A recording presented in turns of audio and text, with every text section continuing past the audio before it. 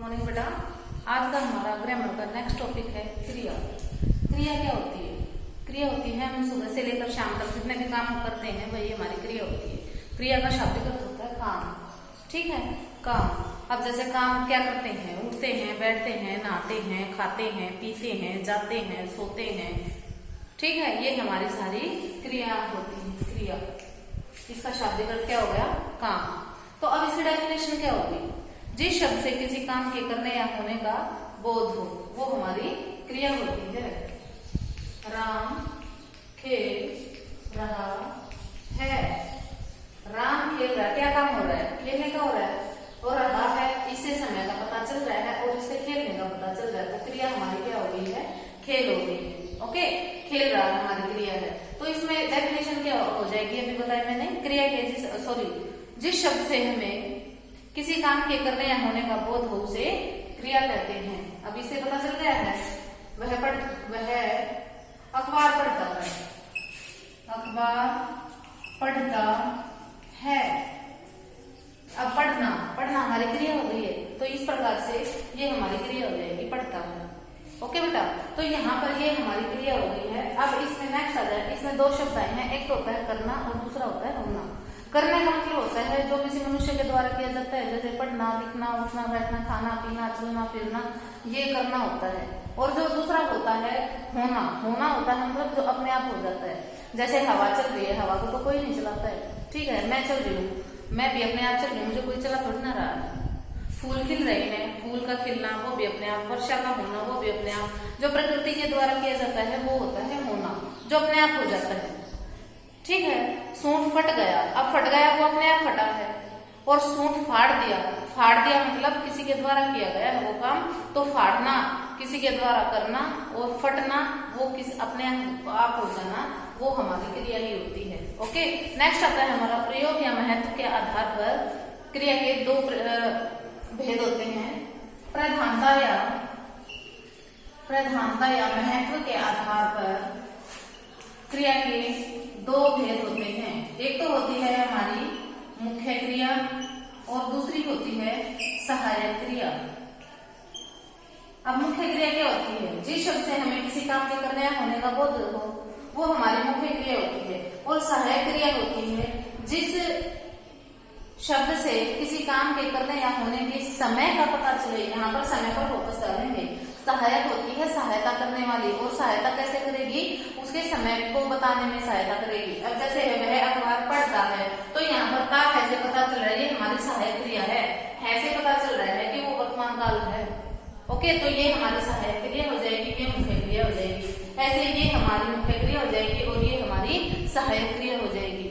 Okay बेटा, तो इतना है ये महत्व या प्रधानता के आधार पर दो भेद होते हैं इसके क्रिया के। नेक्स्ट आता है हमारा धातु। धातु क्या होती है? क्रिया का मूल रूप धातु होती है। धातु मूल रूप किसका? इसका, क्रिया का। ओके, अब जैसे हमारा है बैठना क्रिया हो गई। मूल रूप क्या है? बैठ, ना हटा देंगे तो वो हमारी क्रिया बन जाएगी। न जुड़ते ही क्रिया और न हटाते ही धातु बन जाएगी। पढ़ना, पढ़ प्लस ना। चलना में चल, उठना में उठ, बैठना में बैठ, हंसना में हंस, रोना में रो, ये हमारी धातु होती है। तो क्रिया के मूल रूप को हम क्या कहते हैं? धातु कहते हैं। अब इसमें आता है, इसमें धातु के 5 भेद होते हैं। कितने भेद होते हैं? 5। किसके? धातु के 5 भेद होते हैं। पहली आती है हमारी मूल धातु या सामान्य धातु। मूल या सामान्य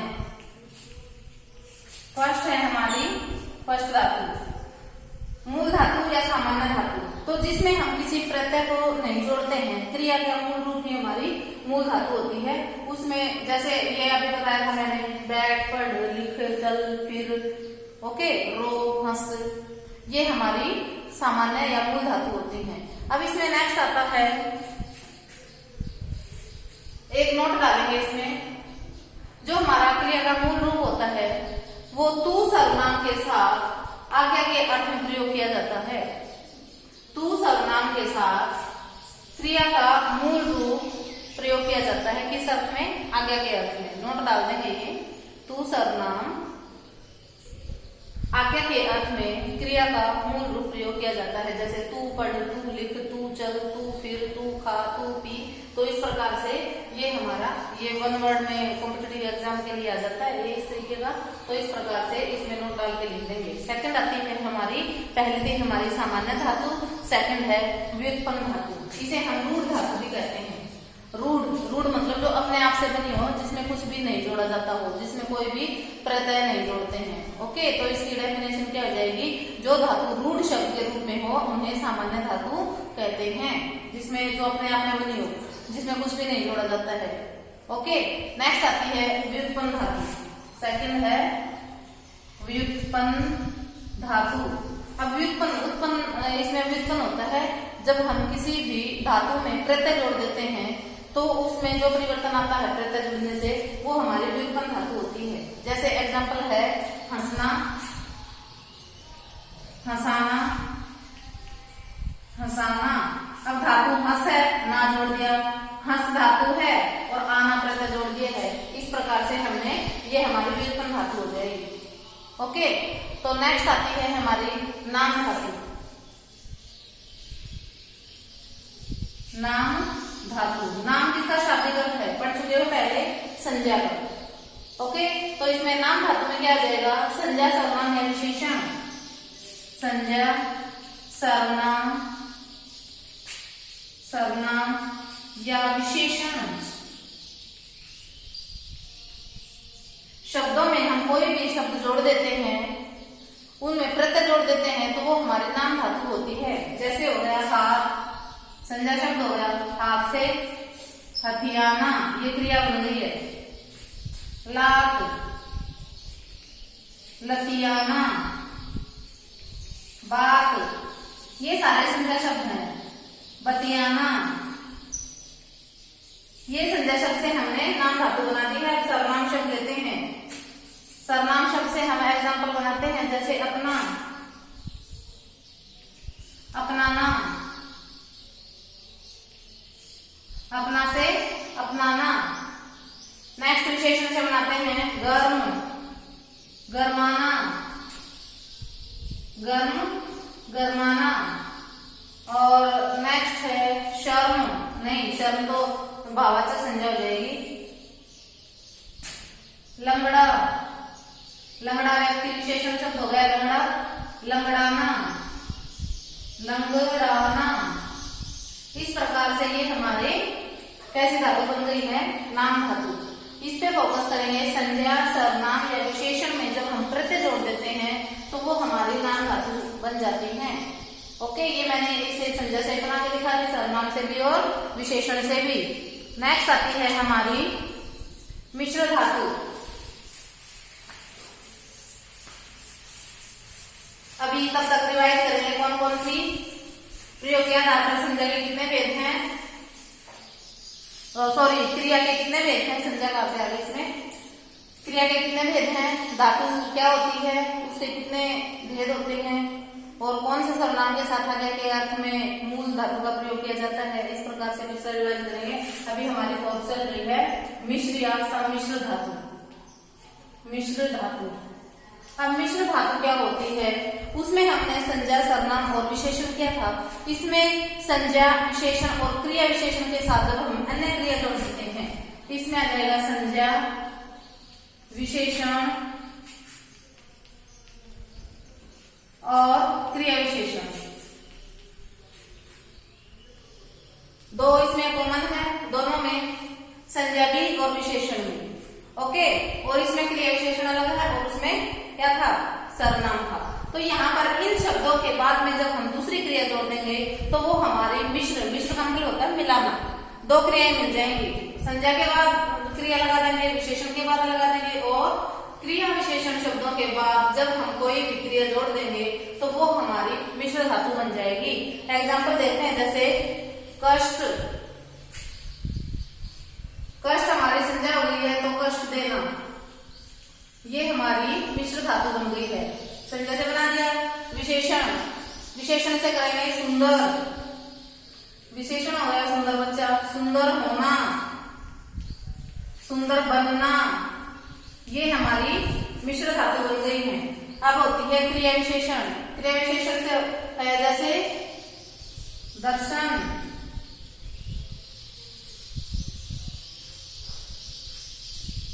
या बाहर। बाहर क्रिया विशेषण कौन सा हो जाएगा? सामाजिक क्रिया विशेषण हो जाएगा बाहर, तो इसका आ जाएगा बाहर जाना। ये हमारी क्रिया विशेषण से कैसे धातु बना दी हमने? मिश्र धातु बना दी है। नेक्स्ट आती है अनुकरणात्मक धातु। फिफ्थ है अनुकरणात्मक। अनुकरणात्मक धातु। अनुकरण होता है बेटा नकल करना। जब कोई भी आवाज हमें सुनाई देती है तो उसकी आवाज सुनकर जब हम नकल करते हैं, वैसे ही कोई भी आवाज निकालते हैं, तो वो हमारी अनुकरणात्मक धातु बन जाएगी, क्रिया बनाएंगे। जैसे मैंने टन टन की आवाज सुनाई दी तो वो हो गई टनटनाना। ओके, जैसे कोई बोल रहा है, बड़बड़ कर रहा है, तो बड़बड़ाने की आवाज सुनाई दी, बड़बड़ की आवाज सुनाई दी, तो वो हो गई बड़बड़ाना। ओके, खटखट की आवाज सुनाई दी, खटखटाना। और हिन हिन की आवाज सुनाई दी, हिन हिनाना, तो वो हमारी अनुकरणात्मक धातु है। तो इसकी डेफिनेशन, जो धातुएं किसी ध्वनि के अनुकरण पर बनाई जाती हैं, अनुकरण मतलब सुनकर बनाई जाती हैं, उन्हें अनुकरणात्मक धातु कहते हैं। ओके, तो ये हमारी क्रिया के कितने भेद किए हमने? 5 किए। अब आता है क्रिया के भेद। मोस्ट इंपोर्टेंट टॉपिक, क्रिया के भेद। क्रिया के 2 भेद होते हैं बेटा, अकर्मक क्रिया और दूसरी है सकर्मक क्रिया। अकर्मक, जिस क्रिया को करने के लिए हमें कर्म की आवश्यकता न हो वो अकर्मक क्रिया होती है, और जिस कर्म को करने के लिए कर्म की आवश्यकता होती है वो सकर्मक क्रिया होती है। नाम से सकर्मक, कर्म के साथ, अकर्मक होता है के बिना, जो कर्म के बिना होती है वो अकर्मक, और जो कर्म के साथ होती है वो सकर्मक क्रिया होती है। अब यहाँ पर अब मैंने ये बता दिया है, तो कर्म क्या क्रिया के कितने भेद हो गए? 2 हो गए हैं। तो अकर्मक क्रिया से ये थोड़ी सी बड़ी चलेगी, इसी से करते हैं हम सकर्मक क्रिया से। तो सकर्मक क्रिया की डेफिनेशन क्या लिखोगे? इसे वो बना देते हैं, पहले चार्ट सा बना देते हैं। अकर्मक क्रिया के भेद 2 होते हैं, ये इसके थे, और सकर्मक क्रिया के भी 2 भेद हैं, इसके भी 2 भेद हैं। इसका आ जाएगा पूर्ण कर्मक और अपूर्ण अकर्मक। सकर्मक का पूर्ण और अपूर्ण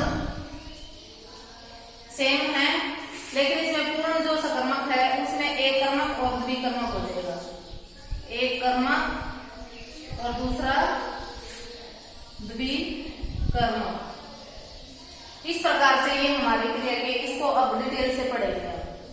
पूर्ण अकर्मक और अपूर्ण अकर्मक। सकर्मक के भी पूर्ण सकर्मक और अपूर्ण सकर्मक। अपूर्ण सकर्मक के यहाँ पर 2 पार्ट हैं, एक कर्मक और द्विकर्मक, जिसमें 2 कर्म हो, एक कर्मक में जिसमें एक कर्म हो। ठीक है बेटा, तो यहाँ पर अब हम करते हैं, यहां से ले लेते हैं, चलो यहीं से करते हैं अकर्मक। अकर्मक क्या होती है?